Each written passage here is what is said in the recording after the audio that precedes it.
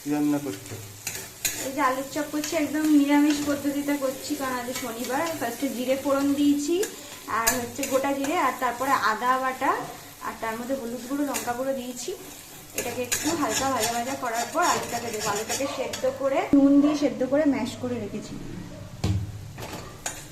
এটা কিন্তু নিরামিষ পদ্ধতিতে করছি, আমিষ পদ্ধতিতে কিন্তু রসুন আর পেঁয়াজও পড়ে আলুর চপে।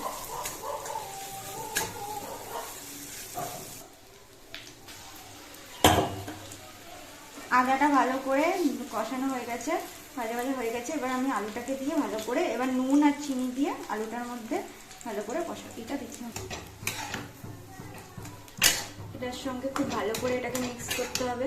আলুর চপে কিন্তু একটা ভাজা মশলাও দেয়, যেদিনকে আমি আমিষ আলুর চপ রেসিপিটা শেয়ার করব, সেটা তোমাদের সঙ্গে অবশ্যই শেয়ার করব।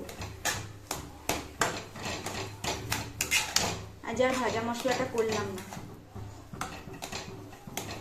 এবার এটার মধ্যে নুন আর চিনি দেবো।